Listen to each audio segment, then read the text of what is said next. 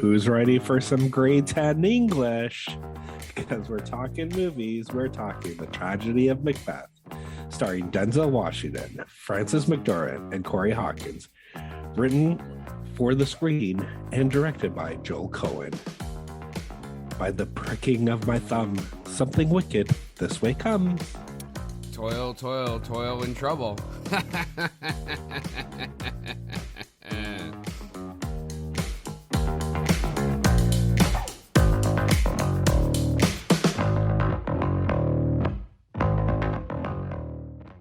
Hey everybody, and welcome to this week's episode of How'd You Like That Movie? Tonight is going to be No Holds Barred. Did you get it? No Holds Barred? As we go back to back with Shakespeare film adaptations, we're going to be covering The Tragedy of Macbeth and the 1996 Romeo and Juliet. Scott, Dallas, take us away. I didn't get your bard joke at all. He's the bard. Shakespeare's the fucking bard. So no holds barred. Come on. Wow. Didn't you I have take a words. fucking English class in high school, buds, or what? Yeah, grade 10 English. Oh, that's it. Eh? That's what. No, Did you would have. So you what did you do? Did you do Macbeth? Was that the play, or was it Caesar? No, we did Macbeth, Hamlet. No more. Venice, or oh my God, Merchant of Venice. You didn't do them all in grade 10. You do one in grade 10, in one each year. No, I'm So you talking would've about done the one in one. grade Yeah, 9. I'm talking about the ones that we did during my high school. Grade 10 was Macbeth. Oh, okay. Um, Fun little fact: if you're ever in a theater, you never say the name Macbeth. We do not speak his name. You refer to it as the Scottish play, Mackers, all kinds of other things, but you never actually say the word Macbeth in a theater. It's bad luck. So the more you know. So before we get into, okay, explain this to me. If you're making the play Macbeth, how do you say his name then if you can't say it in the theater? You can say it when you're doing your lines, but you don't talk about it and use the name of the play any other time. Okay. Mm-hmm. That's just whatever. Okay. All right. Now on to this movie. You did you watched The Tragedy of Macbeth, right? I did watch The Tragedy of Macbeth. I did want to rewatch the Romeo and Juliet, the Baz Luhrmann one, but I didn't have time for reasons we won't speak of. But this film left me empty. Like, Left you empty. Oh, interesting. Okay. Like I wanted more of it, and I think it's just because I went in with expectations that weren't met. So it's no fault of the creative team. Like I think Denzel Washington did an amazing job playing Macbeth.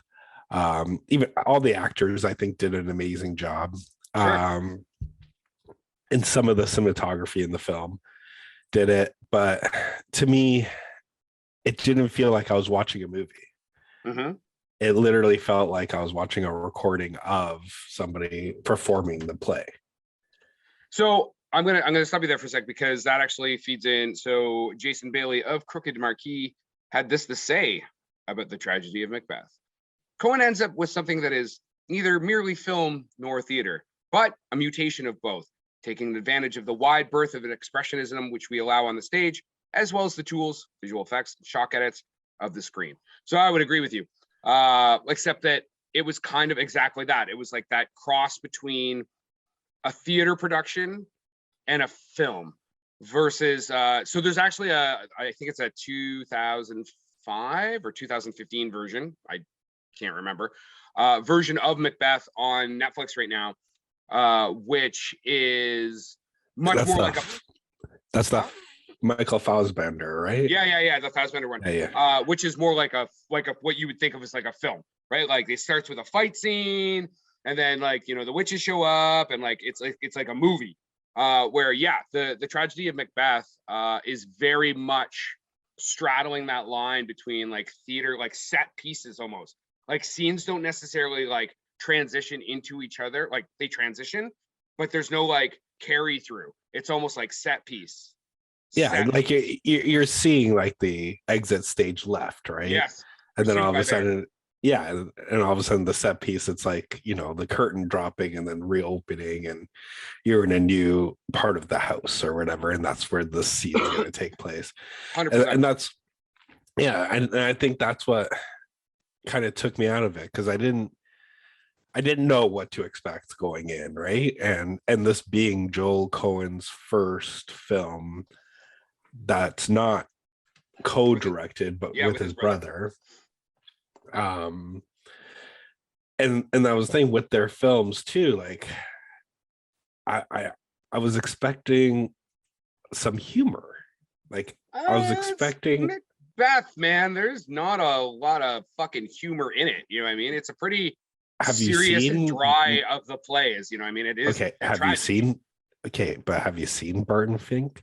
Have you seen No Country for Old Men? Even Fargo. But like you have these dour. But those are, I believe, those are original screenplays. Yes, and he wrote this. Oh, did he? Well. Oh, I thought William Shakespeare wrote it. Sorry, fucking. No. Me. He wrote this film off the like he based it on, but it doesn't mean he couldn't get to start just fucking add like. So he cut dialogue. And that's about it. Like you can't just fucking like throw in a fucking like a singer, just liven the place up and write it in iambic pentameter. That's not really how adaptations of fucking Shakespeare go. You know what I mean? Oh, so like you can do a bit of a turn of phrase on a line. So the guy that lived in the basement and opened the door and he just talked about his cock the whole walk through, that's in the Shakespeare play? Most likely, because remember, if we're gonna do sidebar. Grade 9 English class. Horse shit! Remember that Shakespearean plays were often written for 3 sets of people: the nobility, the bourgeois middle class, and the groundlings. Hence all the like sheathing my sword and types of language used. Anyway, the more you know. Back to you, Scott. This has to become a thing now.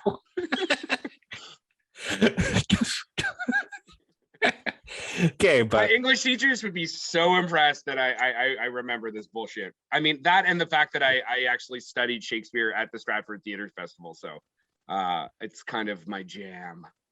Okay, but yeah, and I think that was the thing. Like, I won't lie, like 50 minutes into this movie, like I tapped my remote and I was like, "Fuck, there's another 50 minutes." So I've never actually been to a Macbeth performance that I didn't at some point fall asleep, including this one.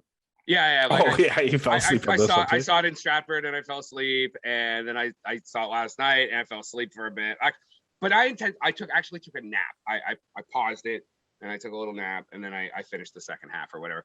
Macbeth's a tough one, man. I mean, the only way you usually dress it up is with like lots of cool fight scenes and shit, and there's like murder. I mean, so one of the people I want to talk about is Catherine Hunter, who's like an acclaimed like British American theater actor. She played the witch, and so I don't want to spoil it for those that want to watch it, but the witch or witches, or I'm gonna leave it at that. It's like one of the best things about this film, other than the son of the cinematography. Like when it opens and she's like contorted. And fucking, she reminded me very much like a golem, you know what I mean? From like the Lord of the Rings. Yes. Yeah, I did. I was thinking more of the Ring, like Sahara, like kind of coming out of the TV, and then yeah. It was super creepy. I loved it. And then that shot where Macbeth first comes across them, or her, and then in order to turn her into 3 at first, they just use they shoot it against the pond, and they use the like dual reflections to make 3 witches. I was like, fuck yeah, man. Awesome fucking cinematography though. You know what I mean? and then I like the continuation of that scene as well, where the reflections come out of the water and then they come out. But yeah, I think the performances were strong. I think Denzel did a great job. Like Frances McDormand did a great job. I think everybody was used very well and delivered very well, right? Like there wasn't a performance that I disapproved of or said like wasn't good. But again, like for me, and I think it was just like I was saying before, I came in with such expectations that it was going to be like a Coen brothers adaptation of Macbeth, and then when it just kind of became like a stage adaptation, it just kind of threw me out. But Yeah. this should have been like right up your alley. Like, So so this is what I would say about this is like I think it was very well done. I think it's tough subject matter. My guess is there's nothing wrong with it. Like if I was teaching a Shakespeare class, I would use this in a class 100%. It's only slightly shorter, so I've got a running time of like an hour 45 minutes. So Macbeth usually in the theater runs like 2-ish, depending. So it's not super short. There's only so much you can really cut out. Again, I think that he, like Joel, probably got exactly the product he was trying to create, right? Like he shot this beautiful version of Macbeth. It's very different than the work he does with him and his brothers. It's very different from the original work that he does. The brothers as a team, but yes, the brother. I mean, there's been a lot of talk about the like German expressionism motifs in this film, and you can definitely see them. And for those that are not aware of what specifically German expressionism is in cinema, it's usually defined examples of it are usually like high contrast, so really, really dark, really, really light, kind of like distorted and nightmarish imagery. Really famous works of German expressionism it's usually like kind of 1920s to like late 30s, are the Cabinet of Dr. Caligari, Nosferatu, Metropolis, and you can see a lot of it come out in the original Universal monster movies, because German directors who had fled Nazi Germany ended up in Hollywood working at Universal. You should have had a sidebar on that one too. I know. This is like the most educational episode I think we've ever done. But the one thing I did like, and the word I was looking for is characterized. German expressionism is characterized by high contrast lighting. But I'll say in terms of the cinematography and the style, because this was all filmed on a soundstage. It like to me, it gave a lot of. Do you remember Robert Rodriguez's Sin City? Yeah. It gave me a lot of that tones where they filled in a lot of the background of the soundstage with like the produced CGI for the houses and the rooms where everything became more kind of animated. I don't think they use CGI on this. They had to. You think so? Yes. Okay. Do you think they're real ravens? I don't know. Practical effects. Yeah, maybe real birds. I mean, I guess the bird was probably CGI. Fair enough. Okay. In a soundstage. It's fucking Hollywood, man. I'm pretty sure the by the way, yeah, and it's shot in black and white, just to let everybody know. It's shot in black and white. And it's a really interesting tone of black and white. Unlike, say, stuff in like the black and white used in Cold War, which is a really, really clean, dark black and really crisp whites. This almost has like it's a bit of a dirty black and white, I felt. Like not grainy, but like there's just something about it that it's got almost a bit of texture to it, which might make me wonder if they're shooting on 35 millimeter film stock or if they did that with a treatment. I'm just gonna say it was digital and just say that I'm right. Okay. Now, in terms of contrast, now you have this adaptation of Shakespeare. Yep. And then I think one of the most popular adaptations of Shakespeare is Leo's and Baz Luhrmann's Romeo and Juliet, which you rewatched. Yeah. I love it. It's fantastic. And I think that, like, I knew it wasn't going to be a modern adaptation, but I think like to make it like to make Shakespeare like able to like fucking sit through it without going to sleep. I think putting it in the modern world and Yeah, accessible is still what you're referring to, right? exactly, and then putting it in the modern world, but still having like all the lines the same as the play. Like at the time, I thought it was revolutionary, but also like kind Very of appropriate. metal. Fain would I dwell on form, fain deny what I've spoke, but farewell compliment. Yeah. Yeah, so I mean, I just rewatched the Baz Luhrmanns one. How do you say his last name? Is it Luhrmann? Luhrmann? Yeah. Anyway, and I was actually nervous, right? Because it was like one of my favorite films. That soundtrack was like a soundtrack probably of like a period of a year when I was in high school. Like I even had it on Spotify when I was doing my notes, and like Garbage and all the like, the Cardigans, and it's just got this amazing soundtrack. And I was like, oh man, I'm gonna watch this movie and I'm gonna be so disappointed. I don't know how this fucking movie didn't get nominated for more Oscars. It got nominated for set decoration in 96. Or sorry, in the 97, in 96. And it's got, first off, the cinematography is great. The casting is perfect. Like I understand that like for some like aficionados about Romeo and Juliet, that like the idea that like Romeo is much, much older. It's like, well, fuck that, man. We all think of like Romeo and Juliet as being like cute, star-crossed lovers. Claire Danes, the perfect like indie muse at the time. Leo with his baby face. Fucking every other cast is like played out perfect. The editing in this is like, again, I didn't know how it did not get nominated for an Oscar for editing. Lots of like back and forth, slow motion, like beautiful cinematic. Like this film it's a fucking perfectly made film. And it's in iambic pentameter. Like they're speaking in Old English in Shakespearean rhythm. Like it's true to text for the most part. Like, I mean, everybody who puts on a Shakespeare play will, again, just like everything else, will remove some stuff and edit stuff down. Like Mercutio's Queen Mab speech is often, shortened because it's extremely long. But like the drag queen Mercutio and like the young hearts, young free or run free, like it's such an energizing and amazing adaptation. And like I said, and still true to text. So again, if I was teaching a Shakespeare class, I'd be like, yo, first thing we're going to do is we're going to watch this fucking movie. Because this is what William Shakespeare was putting on, but in his day. Obviously, like, it wasn't as crazy as far as aesthetic, but like all the jokes, all the like, I am a piece of flesh, and like all that, like the dirty, naughty stuff, that's William Shakespeare.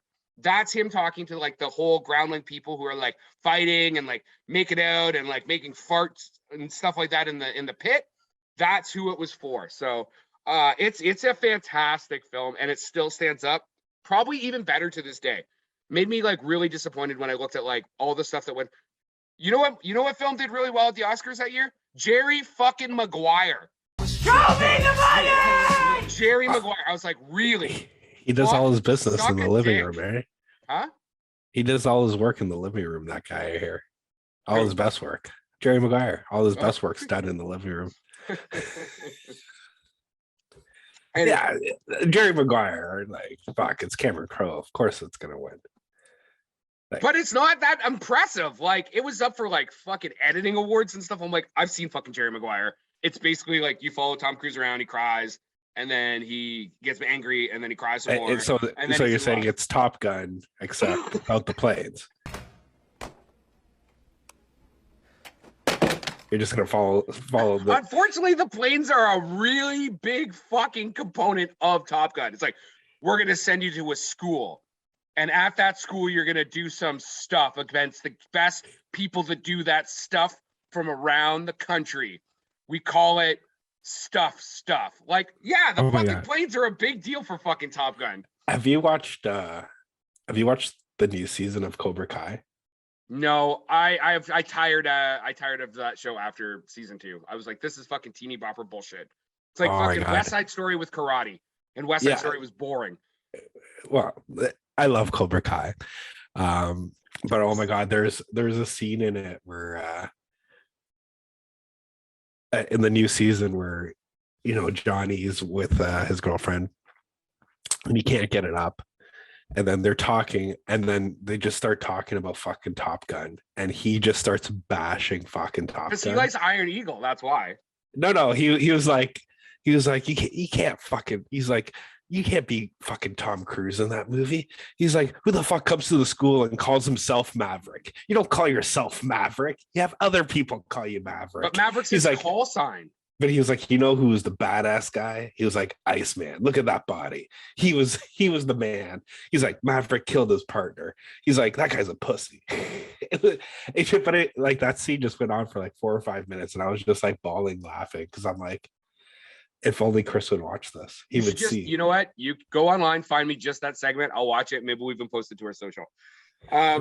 Yeah. So is there anything else you want to talk about with Romeo and Juliet? Like I said, I think it's super fun. Deaf people should definitely go watch it if they haven't seen it in a long time. Go watch it again. If you put the two together, which one would you put? If you had to put a gun to your head, you had to tell the audience. Fucking if there's a gun in my head, it's fucking Romeo and Juliet. But I think it's apples to apple carts at this point. Like they're totally different films. Like you can't really compare them because nothing compares to you, Romeo and Juliet and Tragedy of Macbeth. That's why that's a movie podcast, not a singing podcast, because then you'd have that. I think the Romeo and Juliet is very entertaining. Again, if you're a film person, throw on Tragedy of Macbeth. You'll love the cinematography. You'll love the staging of it. It's well done. It's just not super entertaining. So now, I'm going to take a guess because we're coming up to the season. This film is going to get nominated for some Oscars. Agree? I think it will be. Yes, it'll be nominated. I don't think it's going to get nominated for Best Picture or Best Director. But maybe Denzel? for cinematography. Yeah, Denzel. And maybe some of the other. Maybe editing. No, I don't know. The Academy's weird with editing sometimes. Sometimes I'm like really on point with them, and other times I'm not. But yeah, I think it'll get a nod. It'll probably get a BAFTA nod as well. So, Best Supporting Actress for The Witch.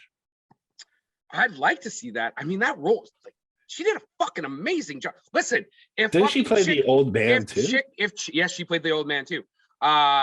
If the actor from Borat can get a fucking nomination, then Catherine Hunter can definitely get a nomination and deserves a nomination because she's fantastic in this and she's a fantastic theater actor. So she was the first woman to play Prospero professionally. That's from King Lear, by the way. I have no idea what that means. Yeah, it's a male care. It's a male role, and she was a woman, and she played it. So there you go. Whatever. Yeah. You got anything else? I got nothing, man. You should go watch. You should watch Romeo and Juliet tonight, man, with your kids when you can, or wait till you can watch with your kids. Be like, yo, you want to learn about fucking theater? Boom, no holds barred right now. No holds barred with Kris Langford. You're like, I'm gonna pull up the Disney Plus right now. We're gonna watch it. Anyway, that's all I got. Shakespeare out. You can't say that's all you got and then try to do a mic drop after. And that is our wrap for the day. Please like and subscribe to this podcast. Tell your friends. If you want to get a hold of us, reach us at the www.howdyoulikethatmovie.com.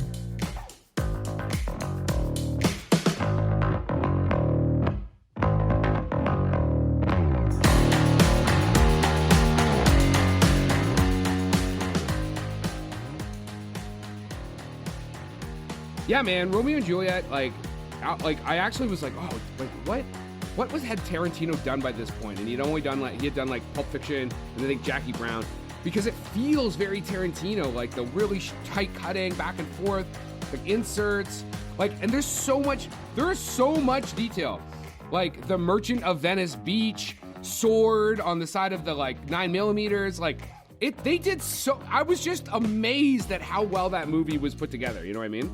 Yeah, and well, it's the genesis too of like fucking Moulin Which is Rouge, awful. where he- And he got an Oscar No, nod but, for it. I like- get it, but it's awful. Production by Rod Shaver, Vader Monkey Productions.